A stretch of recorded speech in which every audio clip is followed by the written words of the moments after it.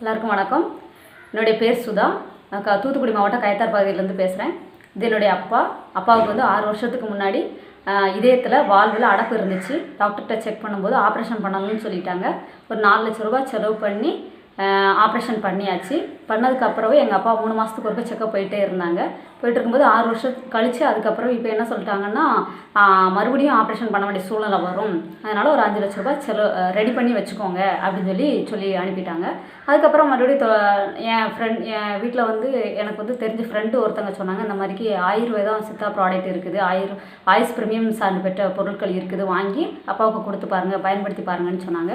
சரி அப்படின்னு சொல்லிட்டு நான் எங்கள் அப்பாவுக்கு அந்த பொருட்களை எல்லாமே வாங்கி கொடுத்தேன். அப்பா தொடர்ந்து ஒரு 7 மாதம் அந்த பொருட்களை எல்லாமே சாப்பிட்டாங்க. சாப்பிட்டுட்டு இருக்கும்போதே ஒரு 3 மாதத்துக்கு ஒருக்க செக்கப் போகும்போது டாக்டர் என்ன சொன்னாங்கன்னா, இப்போதைக்கு ஆப்ரேஷன் பண்ண வேண்டிய சூழ்நிலை வராது, நீங்கள் பயப்பட வேண்டாம் அப்படின்னு சொல்லிட்டு மாத்திரை மருந்து மட்டும் வாங்கிட்டு போங்க அப்படின்னு மணிக்கு சொல்லிட்டாங்க.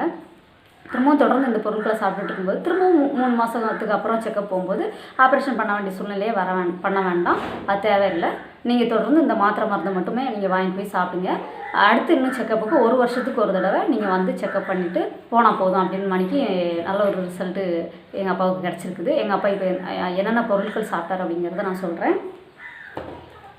இது வந்து 95 ஒரு ஹெல்த் ட்ரிங்க்ஸ், இது வந்து கவாச் ப்ரஸ், ஸ்பைரலா கோல்டு, அப்புறம் வெல்கார்ட், பிளட் பியூரிஃபர்.